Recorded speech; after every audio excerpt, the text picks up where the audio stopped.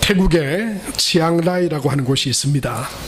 이 태국의 치앙라이 탐루엉이라고 하는 동굴에 13명의 사람이 2주일 넘게 갇혀 있습니다. 지난달 23일 이 유소년 축구단 이 코치가 12명의 이 10대 이 축구 선수단을 훈련을 시키고 이 탐루엉이라고 하는 이 동굴로 관광을 갔습니다. 그런데 한참을 들어가 있는 동안에 그 지역에 폭우가 쏟아졌습니다. 그리고는 그 동굴 낮은 지대가 다 물에 잠겨버렸습니다. 가까이에 있던 관광객들은 빠져나왔지만 그 동굴의 길이가 연장해서 10km가 넘는 그런 길이라고 그래요. 그들이 머문 곳은 약 4km 지점이었다고 합니다. 물이 차 있어서 이제 더 이상 동굴을 빠져나갈 수도 없고 그 다음 날 실종 신고가 됐습니다. 태국 정부에서는 1000여 명이 넘는 수색대를 주변에 보냈지만 찾을 수 없었어요. 여러 나라에서 구조대가 도착을 했습니다. 그리고는 약 열흘 지난 시점에 그들이 동굴에 아직 갇혀 있다고 하는 사실을 알게 됐습니다. 구조대가 가서 그들을 만났습니다. 아직 그런데 그들이 구조되지 못했습니다. 왜냐하면 거기서 나올 수 있는 방법이 물이 빠지든지 아니면은 다른 수단으로 그들을 구출해야 되는데 물이 워낙 많이 들어차 있어서 그 어린아이들이 열흘 동안 2주 넘게 이제 체력도 고갈이 됐고 그리고 이 잠수하는 그 기술을 순식간에 이렇게 배울 수가 없어요. 아마 어둡고 아무것도 보이지 않는 그 어두운 동굴을 그 물속을 빠져나오려고 하면 아마 많은 기간 노력들이 있어야 되지 않나 지금 그렇게 보고 있습니다. 저는 이 소식을 들으면서 얼마나 두려웠을까. 그 어둠 가운데 여러분 열흘을 빛도 없는 그 캄캄한 동굴 속에서 지내야 된다. 만약에 그렇게 생각하면 아마 미칠 지경이 아닐까요? 과연 내가 여기서 다시 살아날 수 있을까? 다시 밝은 세상에 나갈 수 있을까? 내가 여기 있다고 하는 것을 사람들이 알까? 거기에서 마침 생일 축하를 한다고 준비해 갔던 음식이 조금 있어서 그 음식을 먹으면서 그리고 그 동굴에서 떨어지는 물을 마시면서 구조되기를 기다렸다고 합니다. 여러분 한 줄기 빛도 비추이지 않는 그 동굴에서 얼마나 두렵고 얼마나 무서웠을까. 그 어둠 가운데 있는 그들이 얼마나 답답했을까, 절망되고 낙심되었을까 그런 생각이 들었습니다. 여러분 그런데요 그 동굴에 있는 아직도 구조되지 못한 13명의 사람들 뿐만 아니라 오늘 성경에 보니까 날 때부터 지금까지 한 번도 빛을 보지 못한 맹인이 소개되어져 있습니다. 그는 한 번도 눈을 떠본 적이 없습니다. 나무가 사람이 어떻게 생긴지도 모릅니다. 예수님이 길을 가시다가 날 때부터 소경된 자, 어두컴컴한 가운데 살아가는 그 인생에게 다가가셨습니다. 제자들은 그 맹인을 보면서 예수님께 이렇게 물었습니다. 예수님, 이 사람이 무슨 죄 때문에 이렇게 맹인이 된 겁니까? 무슨 죄를 지어서 이 사람이 태어날 때부터 이렇게 맹인이 된 겁니까? 자기 자신의 죄 때문입니까? 아니면은 그 부모가 무슨 특별한 죄를 지어서 그가 그렇게 된 것입니까? 그게 궁금했나 봐요. 아마 무슨 죄를 지어서 지금 이런 고통을, 이런 어두운 인생을 살아가고 있을 것이다. 그렇게 아마 생각했나 봐요. 그런데요, 예수님은 그 제자들의 질문에 이렇게 대답하셨습니다. 아니다. 자기의 죄도 부모의 죄도 아니다. 그리고는 3절에 보니까 이렇게 말씀하시죠. 우리 3절을 다 같이 읽겠습니다. 예수께서 대답하시되 이 사람이나 그 부모의 죄로 인한 것이 아니라 그에게서 하나님이 하시는 일을 나타내고자 하심이라. 그렇게 말씀하셨어요. 여러분 원인이 중요합니다. 무엇 때문에 원인 없는 결과가 어디 있습니까? 그리고 원인을 알아야 그 다음에 똑같은 실수나 또 잘못된 길을 걸어가지 않습니다. 예수님도 그걸 아십니다. 그런데 예수님은 이 제자들의 질문에 이 맹인으로 태어난 것은, 이 사람이 이 어둠 가운데 살아가는 것은 자기 죄, 무엇 때문에, 어떤 죄 때문에, 예수님 알겠죠. 하지만 그 이유보다 더 중요한 것이 있다고 하는 것을 말씀하신 거예요. 왜 이렇게 됐나 보다 더 중요한 건 뭐냐면, 이 사람에게 하나님이 어떤 일을 하실 수 있냐는 거예요. 한 번도 눈 떠보지 못했고 세상의 그 어떤 것으로도 이 사람의 지금 어두움을 처리해 줄 수 없는데 하나님이 무엇을 하실 수 있냐는 거예요. 하나님이 하시는 일을 나타내고자 지금 이 사람이 우리 앞에 섰다, 그렇게 말씀하시는. 그 말씀은 다른 말로 하면 어떤 말씀이냐면요, 지금 이 맹인이 내 앞에, 우리 앞에 선 것은 하나님이 이 어두움 가운데 살아가는 이 사람 뿐만 아니고 우리 모든 인생들이죠. 우리에게도 다 어둠이 있잖아요. 절망들이 있잖아요. 캄캄함들이 있잖아요. 그 어둠을 가지고 살아가는 우리 인생이 예수님을 만나면, 예수님은 우리의 그 어둠 가운데, 우리 캄캄한 가운데 어떤 일을 행하실 수 있느냐, 그게 더 중요하다. 그 하나님의 하시는 일을 나타내고자 지금 이 상황이 우리 앞에 있다라고 말씀하고 있는 것이죠. 여러분, 예수님의 이 말씀은 뭡니까? 예수님이 그 캄캄한 인생, 그 무엇으로도 밝힐 수 없는 그 맹인의 어두운 인생, 그 인생에 하나님이 어떤 일을 하십니까? 예수님은 그에게 어떤 일을 행하실 수 있습니까? 그건 빛을 비추는 것입니다. 하나님께서 이 어둠 가운데 이 맹인에게 하시는 일은 뭡니까? 예수님을 보내셔서 그의 눈을 뜨게 하시는 것입니다. 그에게서 어두움을 물러나게 하시는 것입니다. 그것이 중요하다고 하는 것이죠. 여러분, 우리는 왜? 원인이 뭐냐? 아마 저와 여러분에게도 이런 질문들이 있었을 것입니다. 내가 왜 이런 가정에, 내가 왜 지금, 내가 왜 이런 모양으로, 여러분, 그런 질문들을 우리가 얼마든지 던질 수 있죠. 여러분, 답이 나옵니까? 질문은 던질 수 있지만 사실은 우린 모릅니다. 우리가 선택하고 내가 결정해서 된 게 아니에요. 우리는 그냥 주어졌습니다. 우리에게 부모님이 주어졌고, 우리에게 가정이 주어졌고, 왜 그러냐고, 왜 이렇게 됐냐고 원망해보고, 여러분, 그거를 따져 물어봐야 돌아올 답은 없습니다. 여러분, 그것보다 더 중요한 건 뭡니까? 하나님, 저의 인생에 어둠이 있습니다. 저의 삶에 이 맹인과 같은 캄캄함이 있습니다. 그 13명의 실종자들이 동굴에 갇힌 것처럼 자기 힘으로는 벗어날 수 없는 어두움과 캄캄함이 있습니다. 우리가 선택하고 왜 이렇게 됐는지 원인을 따져 물을 수도 있지만, 그러나 그 원인을 안다고 지금의 우리의 어두움이 없어지는 것 아니에요. 사라지는 것 아니에요. 그것보다 더 중요한 건 하나님이 이 캄캄한 내 인생에 어떤 일을 하실 수 있냐는 거예요. 예수님이 우리 인생에 찾아오시면 우리 캄캄한 인생은 어떻게 변할 수 있냐는 거예요.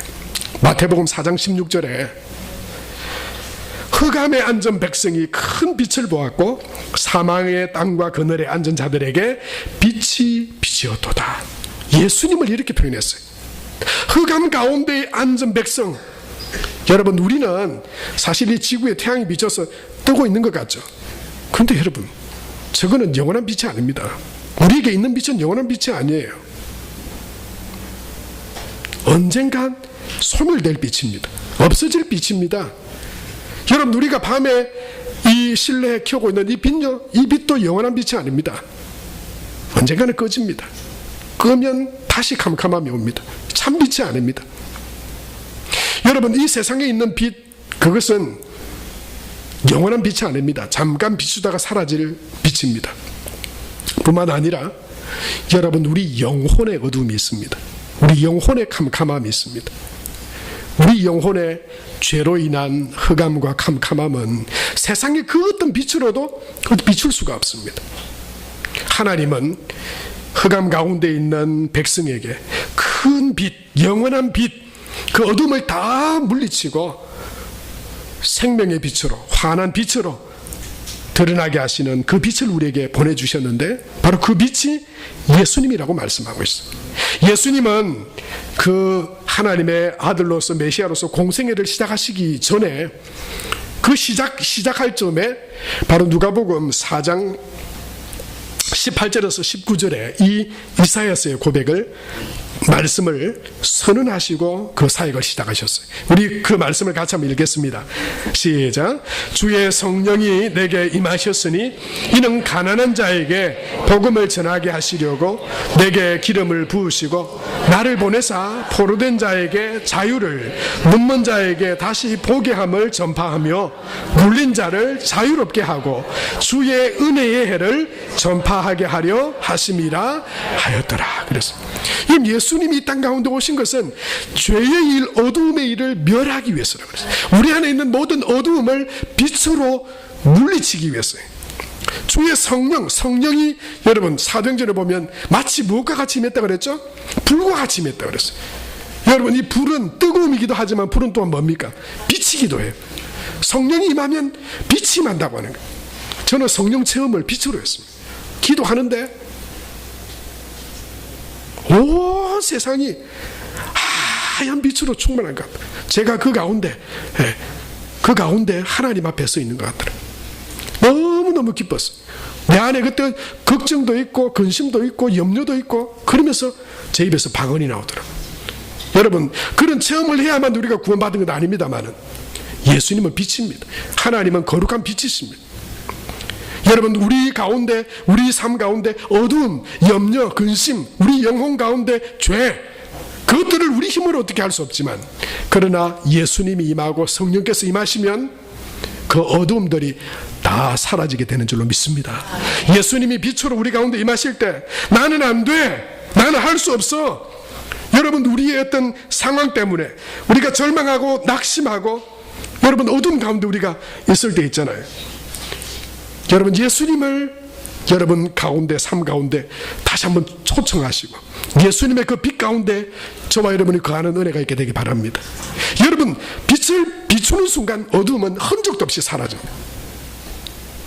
저와 여러분의 안에 어떤 어두움과 어떤 낙심과 안 돼, 못해, 절망, 어두움, 여러분 그 어떤 것이 있다 하더라도 예수님이 우리 가운데 임하시면 그것들이 마치 빛이 비칠 때 어둠이 사라지는 것처럼 우리 안에 있는 그 모든 어둠들이 사라지게 될 줄로 믿습니다. 오늘 예배 드리는 저와 여러분의 마음에 그 빛 대신 예수님으로 충만하게 되길 축복합니다. 여러분 육신의 질병으로 어둠 가운데 있나요? 절망 가운데 있나요? 그래서 나는 안 돼, 나는 할 수 없어, 이 절망과 이 고통을 내 힘으로 해결할 수 없어. 그걸 해결하시는 빛 대신 예수님 가운데 충만한 저와 여러분이 될 수 있게 되기 바랍니다. 나만 안 돼 이런 게 아니고요. 그런 사람은 이럽니다. 너도 안 돼, 너도 못해. 그런 사람은 어둠의 바이러스들이에요. 여러분 우리 그리스도인은 빛으로 초대된 사람들입니다. 예수 그리스도의 빛으로 밝아진 사람들입니다. 빛의 자녀들로 세워진 사람들입니다. 여러분 그 빛 안에서 어둠을 몰아내고 그 빛을 더 밝게 빛내는 저와 여러분의 삶이 되시길 축복합니다. 여러분 내 힘으로 안 됩니다. 내 힘으로 몰아낼 수 없습니다. 그러나 빛 대신 주 예수님이 내 마음에, 당신의 마음에, 우리의 가정에, 우리 교회에 임하시면 모든 그 어두움의 종류가 무엇이든지 간에 그 맹인의 눈도 뜨게 하셨던, 태어나면서부터 맹인이었던 어두움 가운데 있었던 그가 예수님을 통해서 빛을 보게 되고 그 어두움에서 회복되는 것처럼 그런 빛의 은혜가 저와 여러분 가운데 충만할 수 있게 되길 바랍니다.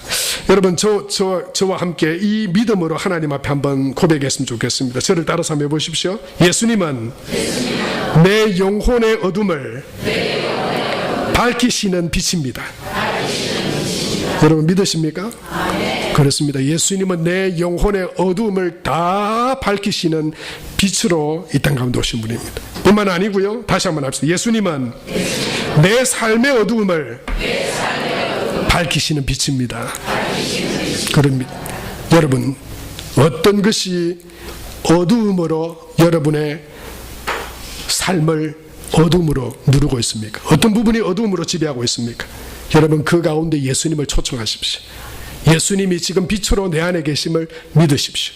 그분이 빛으로 내게 오실 때 마치 어두운 공간에 불을 켜면 어둠은 흔적도 없이 사라지게 되는 것처럼 여러분, 예수님의 그 이름, 예수님의 능력을 믿으십시오. 그분은 하나님의 아들이십니다.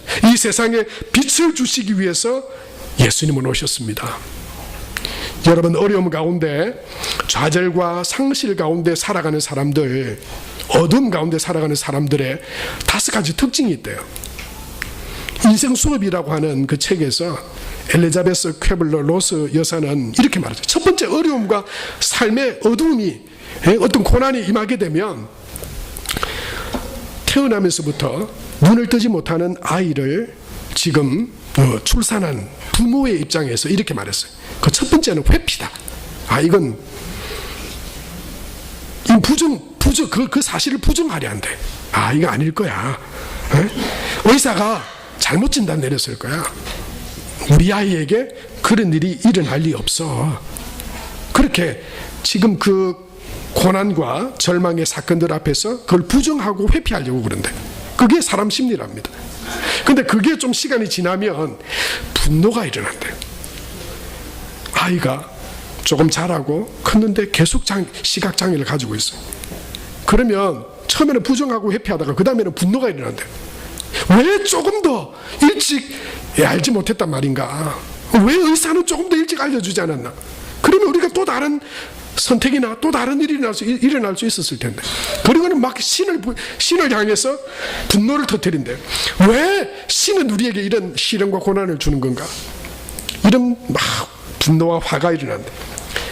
그 분노가 화가 지나가고 나면 그 다음에는 그 사건과 타협을 하려 한대. 비록 눈은 잘 못 보지만 장애를 가지고 있지만 다른 부분은 잘하잖아.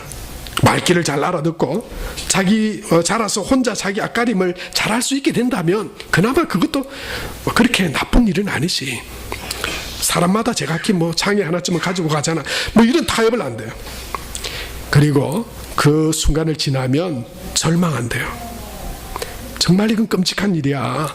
이 아이에게나 부모인 우리에게나 이건 너무나 고통스러운 일이고, 이렇게 살아간다면 우리 인생에 무슨 재미와 행복이 있겠냐, 이런 절망 가운데 빠지게 되는 단계로 들어간대요.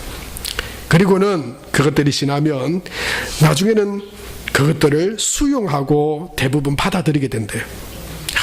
분노도 하고 회피도 하고 타협도 하고 막 그러다가 마지막에 어떤 순간에는 그것들을 있는 그대로 받아들이고 수용하게 된다고 합니다. 어떤 문제가 생겨도 우린 잘 이겨낼 수 있을 거야, 이런 것으로 스스로를 위로하고 그것을 받아들인다고 하는 것은, 대부분의 사람들이 인생의 어려움과 문제들을 만나면 이런 과정들을 겪는데요. 그런데 여러분, 이 5가지, 케블러 로스가 말한 이 5가지의 단계들을 우리도 다 경험하고 나름대로 그 순서들 가운데 지나가지만, 그러나 그렇게 한다고 해서 잘 그걸 수용하고 받아들인다고 해서 때로는 분노를 터뜨리고 때로는 회피한다고 해서 우리 삶에 있는 그 어둠의 문제들이 해결되는 것은 아닙니다. 그것이 사라지지는 않습니다. 그 상황 가운데 여전히 있는 것이죠. 그것은 궁극적인 답이 되지 못한다고 하는 것입니다. 태국의 이 치앙라이에 있는 이 동굴에서 열흘 만에 극적으로 이 실종자들을 발견하게 됐는데요. 그리고 발견한 구조자가 그 코치로부터 하나의 편지를 받았답니다. 그런데 그 코치도 나이가 어떠냐, 20살, 20대 청년이 20대 아이들 데리고 지금 한 2주 가까이 이 동굴에서 캄캄한 거기서 별 생각이 다 안 들겠어요. 자기 부모들을 자기를 찾을 부모와 형제 자매들에서부터 이 아이들을 애타게 찾을 그 부모들, 그리고 이 부모들이 이 코치에게 쏟아놓을 원성, 뭐하러 거기 갔냐는, 뭐하러 그냥 축구 연습 잘하고 집으로 보내지. 별일 없을 때는 아이고 애들 고생했는데 여기도 가고 저기도 가고 뭐 잘했다 했을 텐데, 사고가 나고 나니까 그 부모들이 얼마나 그 코치를 원망하겠어요. 뭐하러 거기 데려가가지고 이 아이들 어떻게 다 죽을 수도 있을 이 위기에 왜 빠뜨리게 됐냐고. 그게 생각이 나니까 아마 편지를 적었나 봐요. 편지를 줬어. 이 구조자한테 전달해 줬어요. 저는 이 태국어를 잘 모르는데 여러분들 잘 안 보이시죠? 그런데 그 내용을 요약해서 보면 이런 거랍니다. 정말 죄송합니다. 그리고 내가 할 수 있는 최선을 다하겠습니다. 저는 그 편지의 내용을 듣고 너무너무 안쓰러웠어요. 너무너무 그 코치가 안타까워 보이더라고요. 여러분, 그 캄캄한 데서 최선을 다해봐야 고작 할 수 있는 것이 빨리 어떻게든 구조대가 구조할 수 있는 방법을 찾았어요. 밖에서 자기들에게 이 어두운 가운데, 동굴 가운데 있는 그들을 구조해 주기를 바랄 뿐이지, 그 안에서 무슨 최선을 다한다 해도 여러분 무슨 변화가 생기겠습니까? 어떤 변화가 일어날 수 있겠습니까? 그 어둠을 그들의 힘으로는 여러분 어떻게 할 수가 없는 거예요. 감당할 수 없는 거예요. 여러분, 최선을 다한다 한들 그가 거기서 무엇을 할 수 있겠습니까? 여러분, 그 어둠을 어떻게 걷어낼 수 있겠습니까? 여러분, 똑같지 않나요? 저와 여러분의 삶의 어둠도 마찬가지입니다. 여러분, 우리 인생에 무엇으로 인한 어둠들이 찾아올 수 있어요. 그것에 우리가 짓눌릴 수 있습니다. 최선을 다해 보겠습니다. 예, 최선을 다해야죠. 그러나 우리가 최선을 다한다고 우리 영혼의 어두움이, 우리 삶의 어두움이 여러분 사라지지 않습니다. 최선을 다해야죠. 그러나 빛 대신 예수 그리스도 안에 최선을 다해야 되는 것입니다. 우리 힘으로는 그 어둠을 여러분 물려낼 수 있는 힘이 없습니다. 그리고 세상의 빛들은 여러분 잠깐의 빛들입니다. 그러나 이내 곧 다시 어둠이 찾아옵니다. 하나님은 빛도 만드시고 어둠도 만드셨다 그랬어요. 하나님께 빛과 어둠이 함께 있습니다. 예수 그리스도 안에, 우리 안에 있는 모든 어둠, 그 종류가 무엇이든지 간에 어떤 어둠이든지 예수 그리스도 안에서 그 어둠이 벗어지게 되고 빛으로 충만하게 될 줄로 믿습니다. 그리고 그 믿음 안에 최선을 다해 살아갈 때 그 빛 안에 거하는 은혜와 충만함이 우리 삶 가운데도 있게 될 줄로 믿습니다. 여러분, 저와 여러분 안에 있는 어둠들이 뭡니까? 절망들이 뭡니까? 내 인생의 어려움들이 뭡니까? 여러분, 그 어둠들을 내 힘으로 최선으로 아닙니다. 빛 대신 예수님 앞에 그 모든 것들을 맡겨드리고 예수님 안에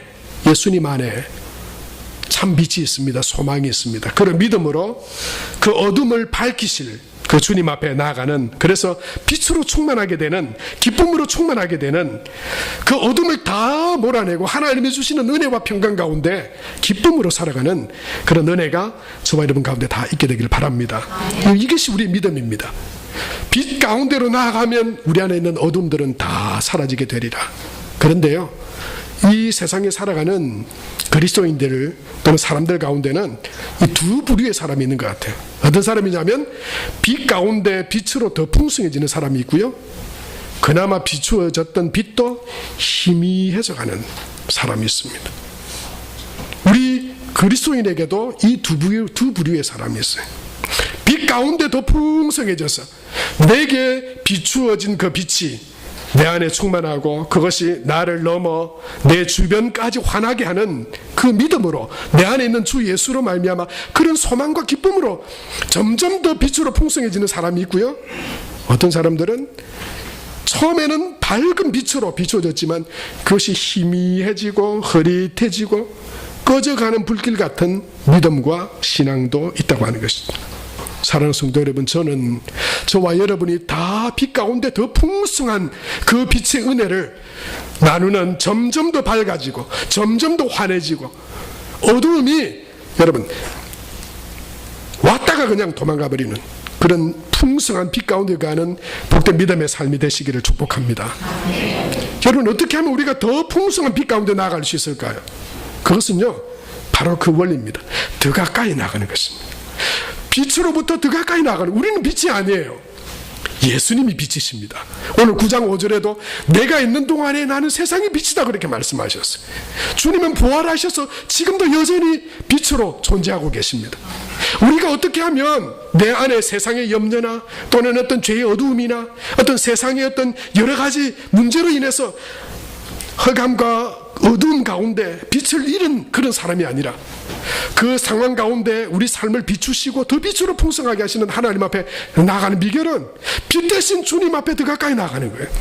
빛 대신 주님 앞에 여러분 한 걸음 한 걸음 더 그 예수님 안에 거할 때 우리의 삶은 빛으로 더 충만해질 것입니다. 요한복음 8장 12절에 보니까 이렇게 말씀하고 있죠. 우리 다 같이 한번 읽겠습니다. 시작. 예수께서 또 말씀하여 이르시되 나는 세상의 빛이니 나를 따르는 자는 어두움에 다니지 아니하고 생명의 빛을 얻으리라. 그렇게 말씀해요. 이미 예수 그리스도를 통해서 우리에게 영생의 빛, 생명의 빛, 구원의 빛이 임했습니다. 그러나 우리 삶 가운데 더 환하고 밝은 빛으로 우리가 더 풍성해진 빛으로 살아가기 위해서는 어둠에 눌린, 여러분 어둠에 덮인 인생이 아닌 예수님을 따라가는 삶입니다. 나를 따르는 자는 이라고 그랬어요. 여러분이 날마다 빛 대신 예수님을 초청하고 내 안에 어떤 어두움이나 어떤 절망이 있을 때 그걸 내버려 두지 마시고 예수님을 초청하시기 바랍니다. 주님, 내 안에 이런 어두움들이 있습니다. 나는 그 어둠을 몰아낼 힘이 없습니다. 육신의 질병의 어두움이 있고 절망이 있습니다. 내 안에 감정의 어떤 어두움이 있습니다. 내 삶의 어떤 낙심과 절망이 있습니다. 그걸 내버려 두지 마세요. 거기에서 내 힘으로 최선을 다한다고 빛으로 변하지 않습니다. 빛 대신 주님을 초대하시기 바랍니다.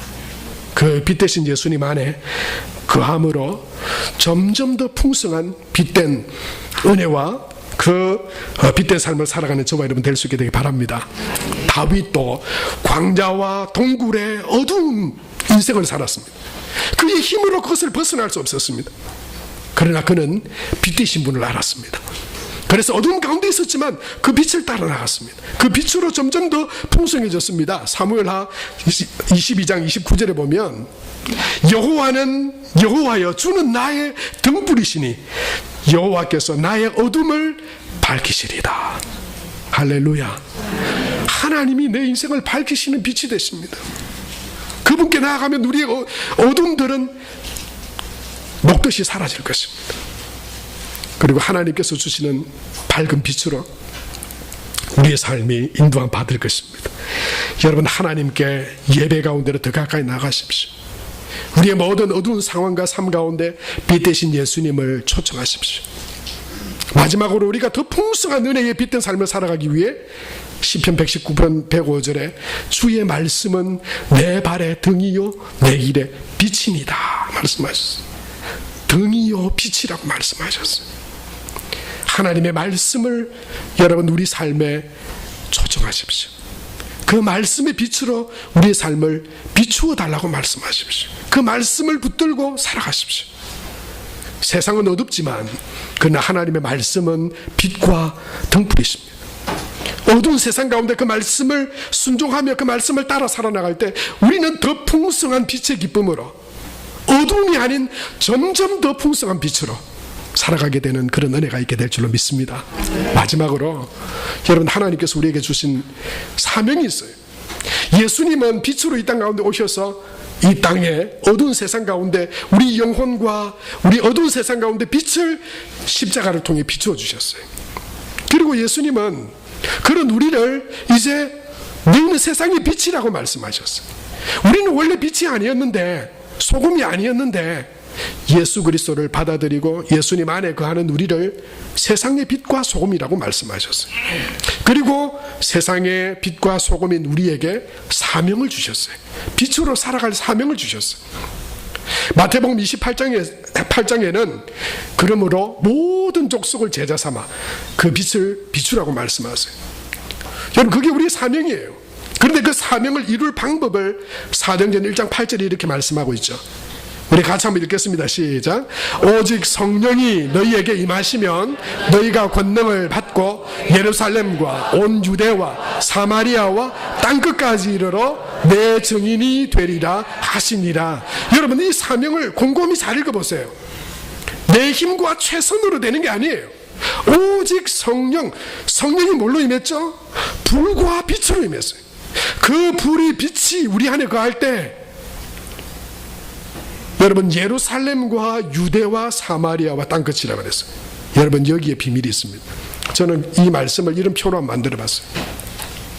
사도행전 1장 8절은 우리에게 주신 빛이신 예수님을 따라 이 땅 가운데 빛의 자녀로 살아가는 우리에게 주신 사명이에요. 우리는 원래 빛이 아니었습니다. 그런데 성령이 임하시고 예수님이 빛으로 임하셔서 내 안에 예루살렘은 곧 나예요. 내게 빛을 비추셨어요. 그래서 그 빛이 희미해지고 약해지는 게 아니고 그 빛이 더 밝아지고 풍성해져서 유대를 비춥니다. 유대가 어딜까요? 우리의 가정이에요. 여러분, 희미한 빛으로는 우리 가정을 복음으로 비출 수 없어요. 우리 가정 안에 있는 절망이 있다면 그 어둠을 여러분 빛으로 충만하게 할 수 없어요. 내 안에 성령으로 충만하고 예수 그리스도의 빛으로 충만할 때 그 빛이 나를 넘어서 유대에 비칠 수 있는 거예요. 가정 가운데 비칠 수 있는 거예요. 그게 더 충만해져서 사마리아까지. 여러분, 사마리아라면 어딜까요? 우리 삶에. 우리 직장에서 우리가 그리스도인이고 하나님의 사람으로서 빛된 자녀로서 말과 행실의 선함과 복음의 능력으로 어떻게 살아갑니까? 빛이 우리 안에 충만할 때 여러분, 그렇게 살아갈 수 있는 거예요. 여러분, 그것이 충만해서 땅끝까지.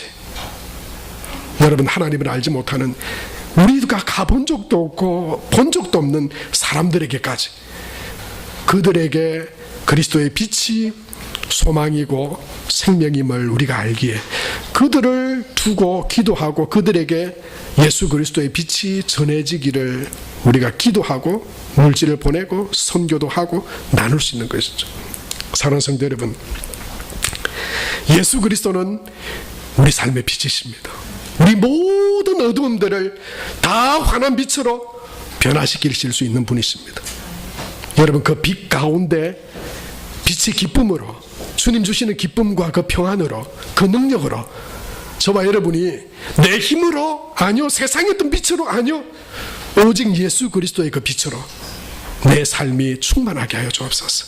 빛된 삶이 되게 하여 주옵소서. 내 삶의 모든 어둠들을 예수님을 통해 다 물리쳐 주시옵소서.